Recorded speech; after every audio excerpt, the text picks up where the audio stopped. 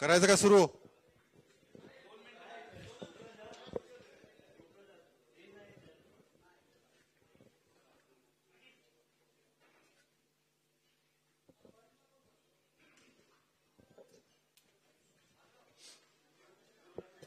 चला, रेडी? सर्व पत्रकारांचं मी मनापासून स्वागत करतो. जवळपास गेले महिन्यापेक्षा अधिक काळ आपण या मीडिया सेंटरमध्ये येत आहात आणि आज विधानसभेचा प्रचार संपतोय. त्यामुळे आज तशा अर्थाने इथली आपण निमित्त भेटत असतोच, निमित्त उद्या परवा भेटत राहूच, पण मीडिया सेंटर मधली तशा अर्थाने ही प्रचार संपण्यापूर्वीची पत्रकार परिषद आहे. काही महत्त्वाचे विषय आहेत. भारतीय जनता पार्टीचे राष्ट्रीय सरचिटणीस, आपल्या सगळ्यांचे सुपरिचित आपले नेते माननीय विनोदजी तावडे आज या ठिकाणी आलेत आणि काही विषयावरती ते आपल्यासोबत संवाद साधणार आहेत. त्यांच्यासोबतच त्यांचं सर्वप्रथम मी स्वागत करतो. त्यांच्यासोबत भारतीय जनता पार्टीचे नेते माननीय भाई गिरकर, माझे सहकारी नवनाथजी, ओमप्रकाश, या सगळ्यांचं मी स्वागत करतो. माननीय विनोदजींना मी विनंती करतो की त्यांनी ही पत्रकार परिषद सुरू करावी. नमस्कार. आजच सकाळी मुंबईमध्ये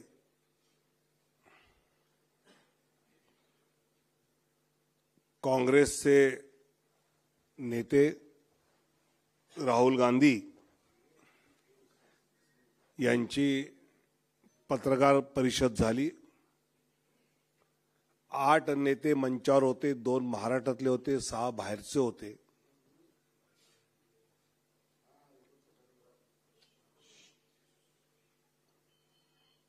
आणि या पत्रकार परिषदेत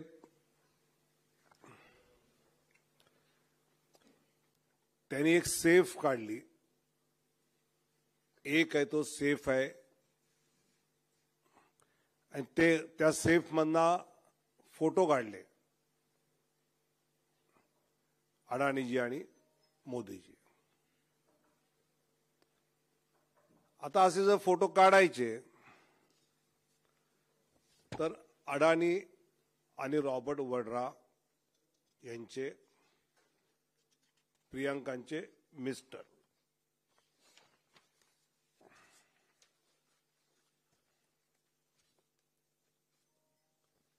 आता या एकत्रित फोटोवरना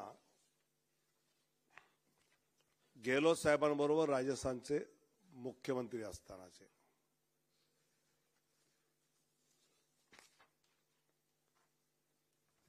शशी थरूर आणि आता तेलंगणाच्या निवडणुकीनंतर तिथल्या मुख्यमंत्र्यांच्या सोबत केलेले करार दाखवतानाचे हरियाणाचे मुख्यमंत्री, हरियाणामध्ये त्यांचं सरकार असताना 14च्या आधी, त्यावेळी त्यांनी आणलेले तिथले प्रोजेक्ट. तर त्यांच्या सेफ मधनं त्यांनी जे फोटो काढले, तर आम्ही सुद्धा या फोटोच्या माध्यमातून कसं अडाणी आणि काँग्रेसचं नातं जुनं आहे. म्हणजे अडाणीची खरी ग्रोथ 2014च्या आधी झाली. सगळ्यात पहिल्यांदा चिमणबाई पटेल यांच्या काँग्रेस सरकारने मुद्रा पोर्ट त्यांना दिला 10 पैसे स्क्वेअर मीटरवर. ज्यावेळी अडाणींची मुलाखत घेतली त्यावेळी ते स्वतः म्हणाले की माझी सगळ्यात जास्त ग्रोथ राजीव गांधींच्या काळात झाली, की त्याने लिबरलाइज पॉलिसी दिल्या आम्हाला, IMI दिल्या. त्याच्यामध्ये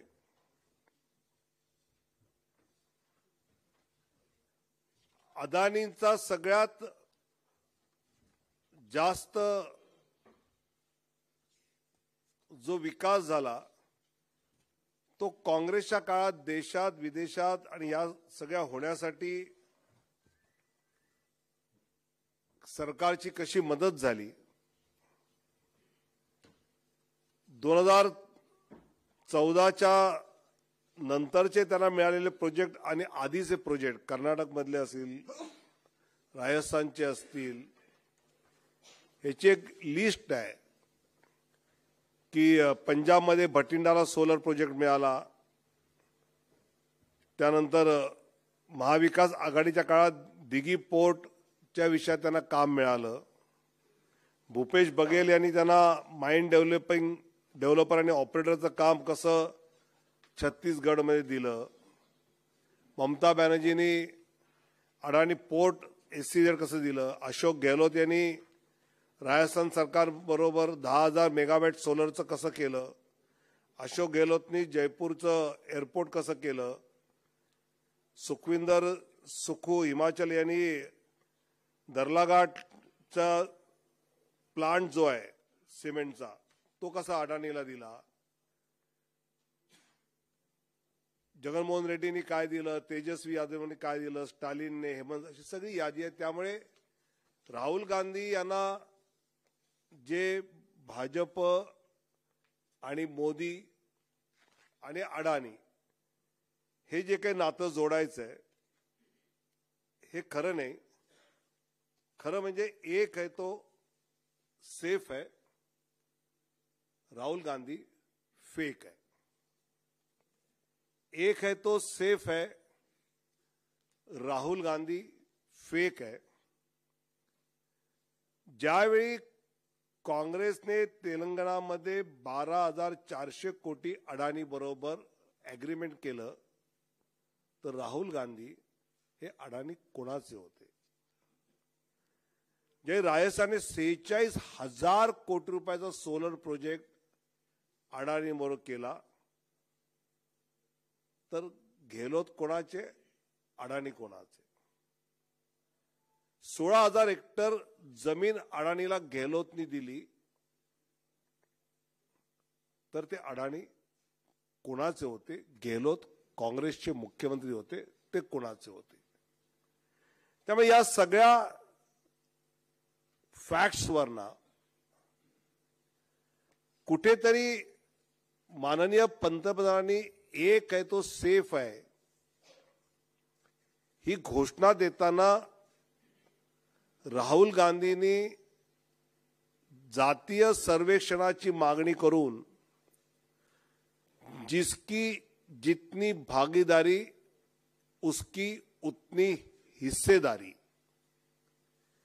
ओबीसी समाजाला एकूण जर आरक्षण 29% असेल तर त्यात माळी समाज 2.5% असेल तर त्याला 2.5% आरक्षण मिळणार.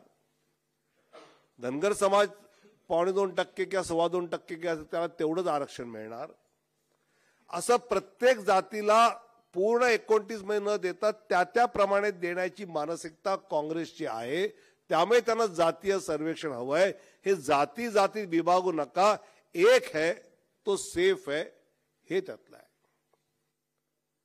जम्मू काश्मीरमध्ये एक राहिले असते तर काश्मीरी पंडित सेफ राहिले असते. तिथलं वास्तव आपल्याला माहिती आहे. अशी देशभरातली अनेक उदाहरणं ही देता येतील. त्यामुळे एक है तो सेफ आहे हा नारा पॉझिटिव्ह आहे आणि तो पॉझिटिव्हलीच राहुल गांधींनी घ्यावा अशी आमची अपेक्षा आहे. धारावीची जमीन अडाणीला देणार. आता कोणीही साधी सरकारी पत्रक वाचलं तर हे अडाणीला ती जमीन जाणार नाही. ती महाराष्ट्र शासनाच्याच ताब्यात राहणार. त्याच्यावर विकसित करण्याचं काम ज्याला टेंडर मिळतं त्याला मिळणार.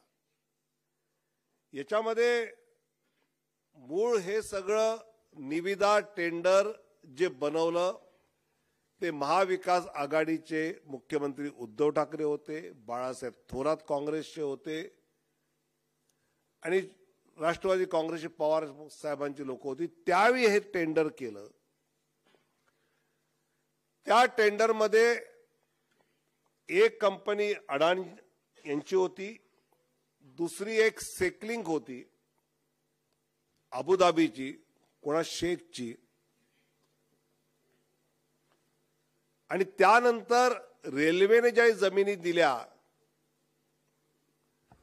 त्यामुळे टेंडरच्या काही अटींच्या बाबत बदल करून जो टेंडर केलं गेलं त्याच्यामध्ये ज्यांना टेंडर मिळालं ते या सरकारने देण्याचं काम केलं.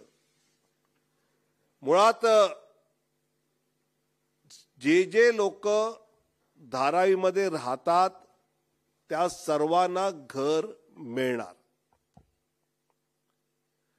जे धारावीमध्ये फर्स्ट फ्लोरला राहतात आणि ते त्या पद्धतीने अधिकृत नाहीत त्यांना सुद्धा घर देण्याची व्यवस्था या निविदेमध्ये आहे. सगळ्या इंडस्ट्रियल आणि कमर्शियल ज्या आहेत त्यांना सुद्धा 225 स्क्वेअर फीटाचं त्या ठिकाणीच धारावीमध्येच त्यांना दिलं जाणार. आताच्या DCPR प्रमाणे 500 स्क्वेअर फीटाचा कार्पेट एरिया जो काय असेल त्या टेंडरमध्ये त्या पद्धतीचा उल्लेख केला आहे. अशा सगळ्या गोष्टी धारावीकरांना राहुल गांधींना पुन्हा एकदा झोपडीतच ठेवायचं आहे. त्यांना पक्क घर मिळू नये असं राहुल गांधींची इच्छा आहे. अडाणी तर तुम्हीच आणले होते. खरं म्हणजे त्यांच्याबरोबर सेकलिंगचे अबुधाबीची कंपनी ज्या तिथल्या शेखचा हिस्सा आहे त्यांना मिळालं नाही म्हणून राहुल गांधींना चिंता आहे का? एक है तो सेफ है, इनके दिमाग में शेख है असं आम्ही म्हणायचं का? एक है तो सेफ है, धारावी के लिए इनके दिमाग में शेख है असं चित्र आम्ही पुढे आणायचं का?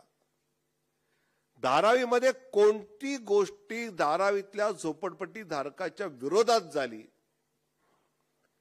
हे राहुलजी सांगू शकले नाहीत. पत्रकारांनी प्रश्न विचारायच्या वेळी अक्षरशः झारखंडला जायचं सांगून पळ काढला. राहुलजींनी दुसरा मुद्दा मांडला की इथली इन्व्हेस्टमेंट गुजरातकडे गेली. त्यात त्यांनी एअरबस टाटाच्या विषयाचा उल्लेख केला. आता 24 सप्टेंबर 2021ला राहुलजींच्याच पक्षाचं सरकार असताना स्वर्गीय रतन टाटा यांचं ट्विट आहे. त्यातच त्यांनी म्हटलंय the clearance of the joint project between Airbus defence and Tata advance system to build in forward opinion of aviation वगैरे वगैरे ते कसं त्या ठिकाणी झालं याचा उल्लेख या ट्विटमध्ये आहे. मग फॉक्सकॉन, आता फॉक्सकॉनच्या विषयामध्ये माननीय देवेंद्रजींनी सविस्तरपणे डिटेल कसं यांच्या काळातच हे महाराष्ट्राबाहेर गेलं या विषयाची माहिती दिली आहे. आणि बाकी या महायुती सरकारच्या काळात एकही प्रकल्प महाराष्ट्राबाहेर गेला नाही. राहुल गांधींना माझं आव्हान आहे, समोर यावं, सिद्ध करावं की हा प्रकल्प तुमच्या काळात गेला. आम्ही सिद्ध करू की तुमच्या काळात कोणते प्रकल्प गेले. उलट महाराष्ट्र राज्यामध्ये परकीय गुंतवणूक देशात प्रथम क्रमांकावर आहे. 22, 23 आणि 23-24 या वर्षात 1.18 लक्ष कोटी 22-23ला आणि 23-24ला 1.25 लक्ष कोटी. 2024-25च्या पहिल्या तिमाहीमध्ये 70,795 कोटीची गुंतवणूक ऑलरेडी आलेली आहे. ही जर आकडेवारी सांगायची झाली तर एकूण गुंतवणुकीच्या सरासरी 31% ही महाराष्ट्रामध्ये आली आणि आता तिमाहीची तर 52% आली. ही वस्तुस्थिती असताना राहुल गांधी महाराष्ट्रातल्या जनतेला फसवण्याचा फेक प्रयत्न करतायत. आणि त्यामुळे आमचं म्हणणं हे आहे की ज्यावेळी अडाणीला तुमच्याच युपीए काळामध्ये तुम्ही इतक्या गोष्टी दिल्या, 90 मध्ये मुंद्रा, 5 मध्ये फूड कॉर्पोरेशन अग्रीमेंट तुम्ही केलं मनमोहन सिंगजी असताना, मग MDOचं कॉन्ट्रॅक्ट तुम्ही त्यांना दिलं. मुंद्राचे इथे 6 SEZ तुम्ही 2006-08 ला काढले. मग 2010 तुम्ही अग्रीमेंट इंडोनेशिया आणि यांचं कसं करून दिलं. इतकं ओरिसामध्ये तुम्ही कसं केलं तुमचं सरकार असताना. महाराष्ट्रामध्ये 2010 तुम्ही काय केलं. एवढं सगळं rising of Adani group in UPA regime हे वास्तव आहे. आणि इथे येऊन उगाचच गरीब धारावीकरांना घर द्यायचं नाही, ते कुठल्याही शेखच्या घशात घालायचंय का, हा आमचा त्यातला प्रश्न आहे. आज प्रचार संपतोय आणि हा प्रचार संपत असताना माझं माननीय उद्धवजींना एक प्रश्न आहे. तुम्ही ज्या काँग्रेसच्या सोबत महाविकास आघाडी केली, त्यांचे नेते माननीय शिवसेना प्रमुखांना हिंदू हृदय सम्राट म्हणायला तयार नाहीत. प्रियंका गांधी इथे आल्या. प्रियंकाजी केरळमध्ये जमाते इस्लामी या संस्थेच्या अधिकृत सहकार्याने निवडणूक लढवत आहेत. जी संस्था म्हणते की आम्हाला भारतामध्ये इस्लामिक शासन आणायचं आहे. उबाटाला हे मान्य आहे का, हा आमचा प्रश्न आहे. इंदिराजींनी गरिबी हटावचा नारा दिला, पण मोदींनी 25 कोटी लोक गरिबी रेषेच्या वर आणले. ही आकडेवारी तरी महाविकास आघाडी मान्य करेल का. मोदी सरकारच्या काळामध्ये इन्फ्लेशन आणि युपीएचं इन्फ्लेशन याचा अभ्यास केला तर नेहमी युपीएचं हे जास्त राहिलंय. आणि त्यामुळे महागाईच्या खोट्या जाहिराती छापण्यात, जागतिक स्तरावर युद्ध चालू असताना बाकी देशांच्या तुलनेमध्ये भारताने कसं इन्फ्लेशन रोखलं हे दुनियेला समोर माहिती आहे आणि अनेक देश ते मान्य करतायत. मोदीजींनी शेतकरी असतील किंवा बाकी सगळ्या विविध समाजात, त्याची मी यादी वाचत नाही कारण आम्ही वेगळ्या भाषणात ते मांडले आहेत. तर हे मोदी सरकारने केलेलं काम आणि महायुती सरकारने केलेलं काम हे जनतेसमोर नेऊन महायुतीने मतदानाच्या दिवशी मतदारांनी आवर्जून बाहेर पडून मतदान करावं. महाराष्ट्राच्या विकासासाठी महायुतीला निवडून आणावं आणि खऱ्या अर्थाने विकासाची गती वाढवावी हा आग्रह केलाय. महाविकास आघाडी महायुती यांचा प्रचार शिगेला पोचल्यानंतर स्वाभाविकपणे महायुतीचं पारडं जड आहे हे स्पष्ट दिसतंय. तरी सुद्धा आमच्या सगळ्या मतदारांना आणि महाराष्ट्रामध्ये विकास पाहिजेच असं वाटणाऱ्या मतदारांनी 20 तारखेला कंटाळा न करता मतदान करावं असा आग्रह आजच्या या 101व्या भाजप मुख्यालयातल्या पत्रकार परिषदेत मी आपल्या सगळ्यांमार्फत जनतेला नम्र विनंती करतो. छत्रपती शिवाजी महाराज, शाहू फुले, आंबेडकर, सावित्रीबाईंच्या महाराष्ट्रात मतदानाचा टक्का कमी झाला असं करू नका. या सगळ्या महापुरुषांनी आपल्याला प्रगत महाराष्ट्र, सुशिक्षित महाराष्ट्रामध्ये नागरिक म्हणून आपलं कर्तव्य कसं चोख बजावलं पाहिजे याचे आदर्श दिले आहेत. त्यामुळे मला खात्री आहे की या महापुरुषांच्या पावलावर चालणारं आपला महाराष्ट्र सर्वात जास्त टक्केवारीने मतदान करेल, हा माझा विश्वास आहे.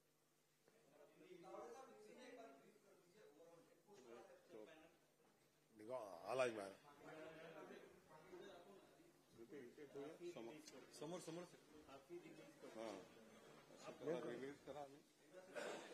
बघा बॅनर, बघू दे बघू दे. रेंद्र रेंद्र रेंद्र रेंद्र काय देते बाई, जाऊ द्या.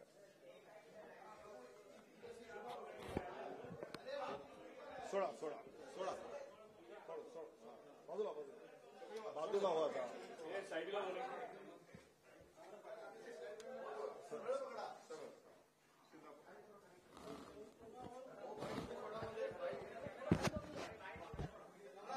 अरे आमचा चेहऱ्यापेक्षा हे दिसू द्या.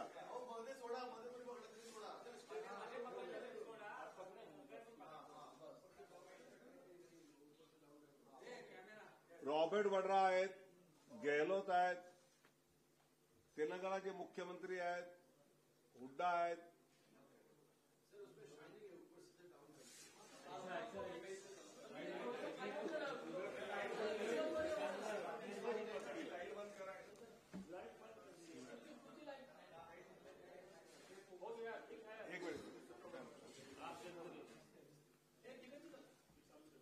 दिसतंय का नीट?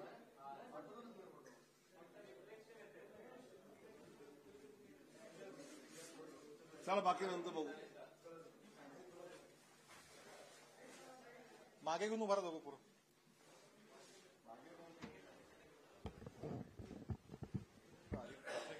चला सगळं आला, अभी हिंदी में बताऊं यही वापस.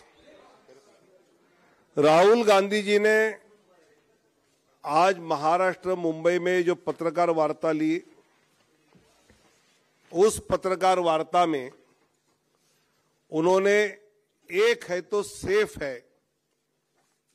इस आदरणीय प्रधानमंत्री जी की घोषणा के आधार पर एक सेफ जो होती है लॉकर, उसमें से एक फोटो निकाला कि उसमें अडानी जी और प्रधानमंत्री जी दिख रहे हैं.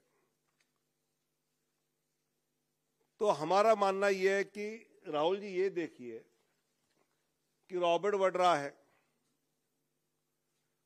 गहलोत जी है, तेलंगाना के मुख्यमंत्री है, शशि थरूर है, बाकी प्रदेशों के मुख्यमंत्री भी है. तो ये फोटो आपके उस सेफ में नहीं थे क्या? या अगर थे तो आपने दिखाए नहीं. इसका मतलब एक है तो सेफ है, राहुल गांधी फेक है. हम महाराष्ट्र के लोगों को वास्तव पे डिबेट करने की आदत है.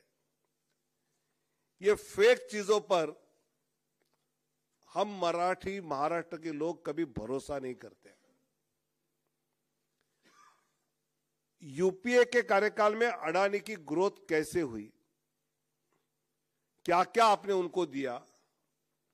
आपके गुजरात में चिमनभाई पटेल की सरकार थी तो 10 पैसे में आपने वहां के मुंद्रा पोर्ट के लिए जमीन किस प्रकार दी, इसकी चर्चा सबको पता है.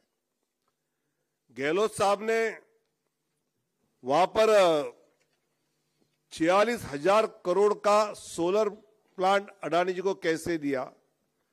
16,000 हेक्टेयर जमीन अडानी को राजस्थान में गहलोत साहब ने आपके कैसे दी.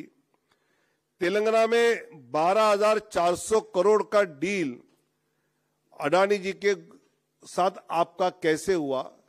ये सवाल महाराष्ट्र की जनता आपको पूछती है. धारावी के विषय को लेकर आपने कहा कि इन्होंने पूरी जमीन अडानी को दे दी. राहुल जी, धारावी की जमीन ये महाराष्ट्र सरकार के पास रहेगी. उस पर डेवलपमेंट कंस्ट्रक्शन का काम अडानी करने वाले हैं और इसलिए हमने किसी को जमीन दी नहीं है, ये वास्तव है। आपने ये कहा कि ये अडानी को जमीन देना चाहते हैं, वहां से गरीबों को हटाना चाहते हैं, तो ये टेंडर तो आपके कांग्रेस की महाविकास आघाड़ी के समय जो टेंडर के कंडीशंस बने थे उसी के आधार पर निकले। रेल की जमीन आने पर उस पर थोड़ी कुछ अमेंडमेंट हुए, बाकी तो कंडीशन आपके थे जो आपने रखे थे और आप ही उनको देना चाहते थे। या फिर उस टेंडर में एक टेंडर सेक्रिंग कंपनी का था जो अबू धाबी की कंपनी थी, उसके शेख शायद उसमें पार्टनर है, तो क्या आपको ये जमीन शेख को देनी थी क्या?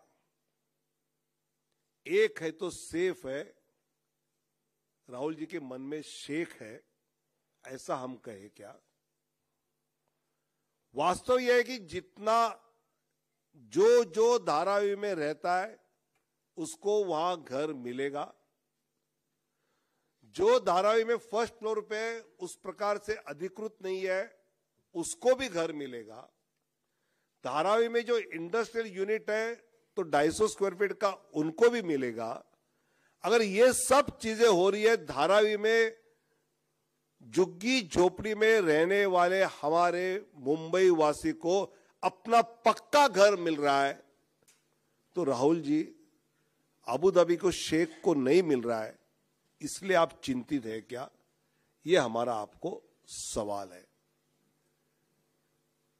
उन्होंने ये कहा कि टाटा की एयरबस डिफेंस और टाटा एडवांस सिस्टम का एक उद्योग गुजरात चला गया, तो माननीय स्वर्गीय रतन टाटा जी का ट्वीट है 24 सितंबर 2021 जब आपकी सरकार थी कि हमने ये एग्रीमेंट इस प्रदेश में आज कर लिया है। जब आपकी सरकार थी उस समय ये हुआ, ना कि एकनाथ शिंदे देवेंद्र फडणवीस जी के समय हुआ है। साथ ही आपने ये भी कहा कि फॉक्सकॉन ये गुजरात को गया और जॉब चले गए, तो आपको पता होना चाहिए कि फॉक्सकॉन भी आपके सरकार के होते हुए ही वहां गया और आपके उस समय के उद्योग मंत्री सुभाष देसाई जी का यह वक्तव्य है कि फॉक्सकॉन यहां अब काम नहीं करेगी। ये देसाई साहब का उस समय का वक्तव्य है। अब ये झूठ बात फैलाकर आप क्या साबित करना चाहते हो? अगर आप देखो कि फॉरेन डायरेक्ट इन्वेस्टमेंट की बात अगर करें तो इस देश में सबसे ज्यादा फॉरेन डायरेक्ट इन्वेस्टमेंट ये महायुति सरकार के समय आया। आपके समय में तो महाराष्ट्र का नंबर नीचे गया था, लेकिन फॉरेन डायरेक्ट इन्वेस्टमेंट 2022-23 में 1 करोड़ 18 लाख आई, 23-24 में 1 करोड़ 25 लाख आई और 24-25 के पहले तिमाही क्वार्टर में 70,795 करोड़ आई। इसका मतलब 31% फॉरेन डायरेक्ट इन्वेस्टमेंट महाराष्ट्र में आ रही है और इस क्वार्टर में तो 52% महाराष्ट्र में आई है। तो एफडीआई अगर यहां आती है तो उससे लाखों के संख्या में नए जॉब्स क्रिएट होते हैं। राहुल जी, हम जब एक है तो सेफ है की बात करते हैं, तो आप जो जातिगत जनगणना की बात करते हो तो उसमें ओबीसी आरक्षण 29% है और जातिगत जनगणना में माली समाज अगर 2.5% आता है तो आपका कहना है जिसकी जितनी भागीदारी उतनी उसकी हिस्सेदारी। इसका मतलब माली समाज को 2.5% आरक्षण मिलेगा क्या? ऐसे धनगर समाज, ऐसे बाकी समाज आप जातियों में बांटना चाहते हैं, एससी में भी आप बांटना चाहते हो और हर एक को अपनी अपनी संख्या के अनुसार आरक्षण देना चाहते हो क्या? तो इसलिए हमारा मानना है कि एक है तो सेफ है। आज प्रचार शाम को 5 बजे खत्म हो रहा है और हमने पॉजिटिव मुद्दे पर जो आग्रह से कहा कि इस महायुति सरकार ने पॉलिटिक्स ऑफ इनडायरेक्ट बेनिफिट, अप्रत्यक्ष लाभ की राजनीति और पॉलिटिक्स ऑफ डायरेक्ट बेनिफिट, प्रत्यक्ष लाभ की राजनीति, इसका बैलेंस किया। इंफ्रास्ट्रक्चर, सड़क, पानी की व्यवस्था, metro, railway, Vande Bharat train, इन सब बातों से अगर ग्राम सड़क योजना बनी, गांव में सड़क गया, अगर गांव तक सड़क बनती है तो सिर्फ सड़क बनना मतलब पत्थर सीमेंट पहुंचना नहीं है, तो उस गांव से बच्चे स्कूल दूर होने से जो पढ़ाई के लिए नहीं जा रहे थे उनकी पढ़ाई चालू हुई। अगर कोई मरीज बीमार होता है तो बैलगाड़ी से जाता था, रास्ते में गुजर जाता था, तो अब कोई सीरियस होता है तो ऑटो से अस्पताल पहुंचता है। किसानों का खेती का माल जो है प्रोडक्ट, वो तुरंत मार्केट पहुंचता है। ये इनडायरेक्ट बेनिफिट होता है। और डायरेक्ट बेनिफिट है तो लाडली बहना योजना, किसान को खेती का 0 इलेक्ट्रिसिटी बिल, ऐसी कई है। तो इस का समतोल जो बना वो हम लोगों के पास ले गए और महाराष्ट्र की जनता हमको बड़ी मात्रा में सपोर्ट करते हुए हम देख रहे हैं। हमारा उद्धव जी से एक सवाल है। कल माननीय बाला साहब ठाकरे जी की पुण्यतिथि थी। राहुल गांधी जी आज मुंबई आए, क्या वो बाला साहब की समाधि पर दर्शन करने गए? क्या उन्होंने बाला साहब को हिंदू हृदय सम्राट कहा? इसका जवाब आपने देना चाहिए। प्रियंका गांधी जी केरल से चुनाव लड़ रही है और उस चुनाव में वो जो सपोर्ट ले रही है, तो खुलकर वो जमाते इस्लामी के साथ चुनाव लड़ रही है अधिकृत रूप में। और जमाते इस्लामी कहता है कि हम भारत में इस्लामिक शासन लाना चाहते हैं, मतलब ट्रिपल तलाक जाएगा, सब बातें इस्लामिक शासन की आएगी। क्या उद्धव जी ऐसे प्रियंका जी के कांग्रेस को आपको समर्थन है क्या?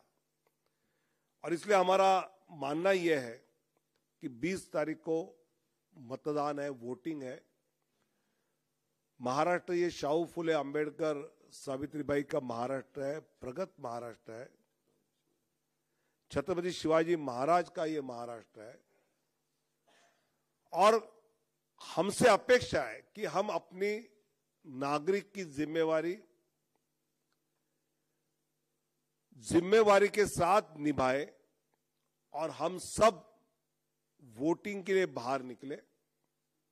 और विकास महाराष्ट्र का कौन करेगा, आपस में आपको कौन नहीं बांटेगा, इसके हाथ में आप बागडोर सौंपिए और महायुति को विजय कीजिए। यही अपील मैं सबको करता हूं। पूछिए।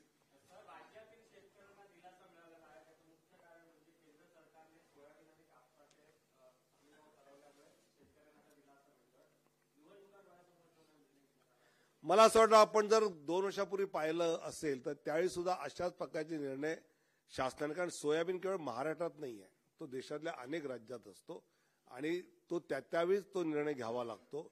निवडणुका आहेत म्हणून समजा कांद्याच्या विषयात निर्णय घेतला नाही असं शेतीच्या विषयात थांबता येत नाही। आणि समजा ते निवडणूक म्हणून घेतलं असेल तर इलेक्शन कमिशन आहे ते यात लक्ष घालतील।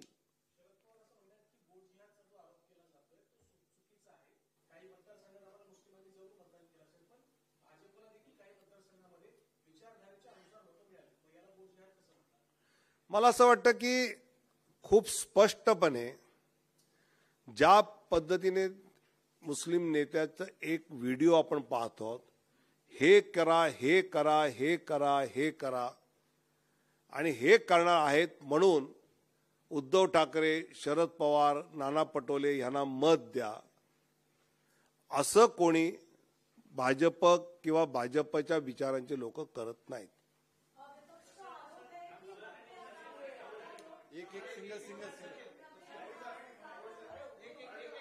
सिंगल एक आपण सगळे एक मराठी होऊन जाऊ द्या, मग हिंदी घेऊ. मराठी होऊन जाऊ द्या. हा विनायक विचार.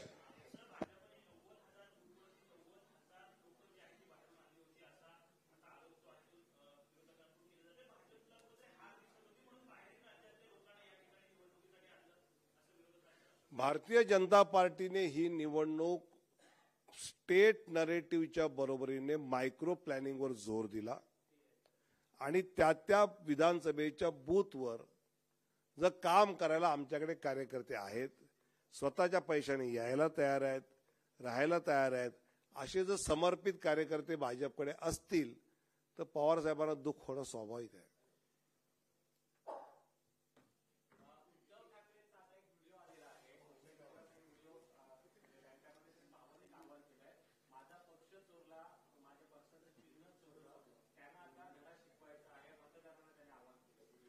कालच माननीय शिवसेना प्रमुख बाळासाहेब ठाकरेंची पुण्यतिथी झाली. माननीय बाळासाहेबांचं पक्षाचं नाव शिवसेना हे हिंदुत्वाशी जोडलं होतं. माननीय बाळासाहेबांच्या पक्षाचं निवडणूक चिन्ह धनुष्यबाण हे हिंदुत्वाशी जोडलं होतं. बाळासाहेबांनी, एकनाथ शिंदेनी ते चुकीच्या रस्त्याला गेलेलं योग्य ठिकाणी आणलं. राम मंदिराला विरोध करणाऱ्या काँग्रेस बरोबर धनुष्यबाण बसलेलं बाळासाहेबांना चाललंच नसतं. हिंदुत्वाला विरोध करणाऱ्या 370 हटवण्याला विरोध करणाऱ्या काँग्रेस बरोबर शिवसेना पक्ष नाव बसलेलं बाळासाहेबांना चाललंच नसतं. मला तर असं वाटतं की माननीय शिवसेना प्रमुखांचीच शक्ती कुठेतरी कामाला लागली आणि त्यातून हे सगळं घडलं.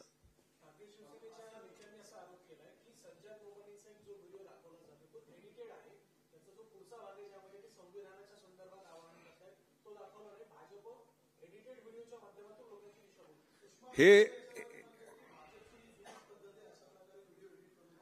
आता सुषमा अंधारेंच्या जुन्या पद्धती आम्ही काढल्या तर काय येईल, काढतो का आम्ही? त्यामुळे त्या बाईनं लखला भो. माझा मुद्दा आहे, ओरिजिनल व्हिडिओ आणा ना तुम्ही मार्केटमध्ये. आम्ही नाही म्हटलंय का आपका? आता आज एवढं राहुल गांधी दिले, मग पुन्हा नंतर भेटतो. यांचा घ्या अभी इनका अरे पूछिए.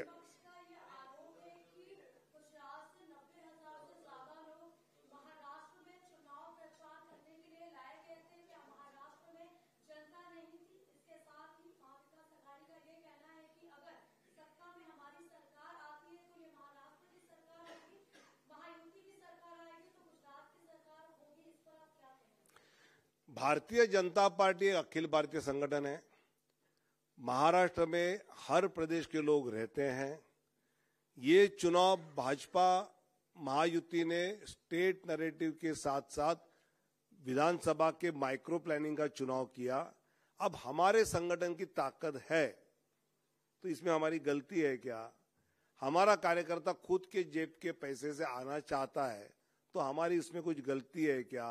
और वोटर तो महाराष्ट्र का है तो ये सरकार महाराष्ट्र की पक्की होगी और महाराष्ट्र के भले की होगी और महाराष्ट्र के विकास की होगी. चला, खूप खूप धन्यवाद. तुम्ही चालवा जोडा या चहा पी गप्पा या. थँक्यू. या ना या. किरीट सोमय्यांची पुढची प्रेस आहे, त्यानंतर लगेच किरीट सोमय्या.